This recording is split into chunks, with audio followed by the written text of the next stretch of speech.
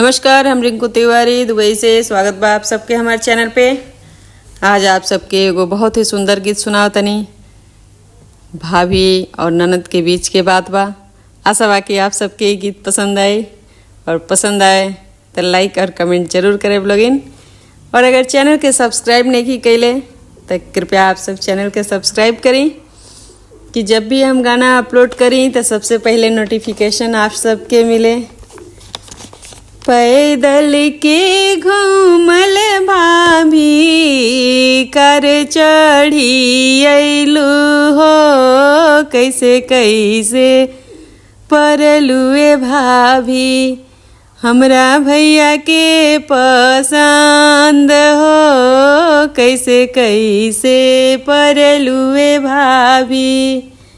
पैदल के घूमल भाभी कर चढ़ी अइलू हो, कैसे कैसे परलुए भाभी हमरा भैया के पसंद हो, कैसे कैसे परलुए भाभी हमरा भैया के पसंद हो, कैसे कैसे परलुए भाभी।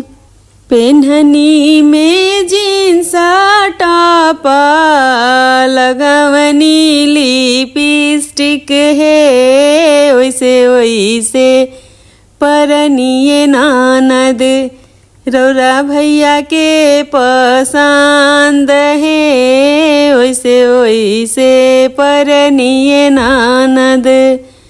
पेन्हनी हम जींस टॉप लगवनी लिपस्टिक है, वैसे वैसे परनिए ननद रौरा भैया के पसंद है, वैसे वैसे परनिए ननद।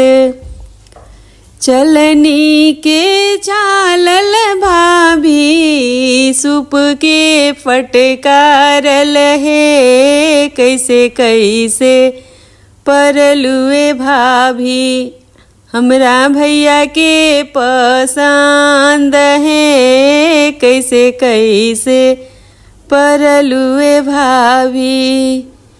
चलनी के चालल भाभी सूप के फटकारल है, कैसे कैसे परलुए भाभी हमरा भैया के पसंद है, कैसे कैसे परलुए भाभी।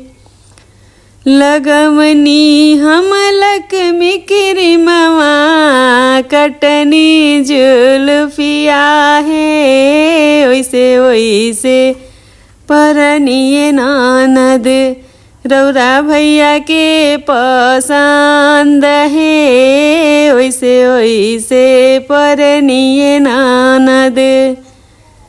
कटनी में जुल्फी बलवा लगवनी क्रीमवा है, वैसे वैसे परनिए ननद रौरा भैया के पसंद है, वैसे वैसे परनिए ननद।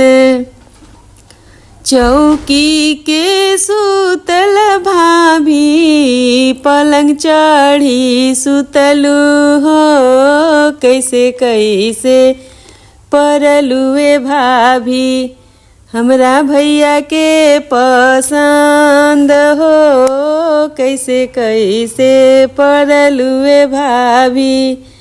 चौकी के सुतल भाभी कोरा चढ़ी सुतलू हो, कैसे कैसे परलुए भाभी हमरा भैया के पसंद हो, कैसे कैसे परलुए भाभी। दबवनी हम गोड़ा हथवा लगवनी हम तेलवा है, वैसे वैसे परनिए ननद रौरा भैया के पसंद है ओइसे ओइसे परनिए ननद। दबवनी हम गोड़ा हथवा लगवनी हम तेलवा है ओइसे ओइसे परनिए ननद। रौरा भैया के पसंद है ओइसे ओइसे परनिए ननद। रौरा भैया के पसंद है ओइसे ओइसे परनिए ननद।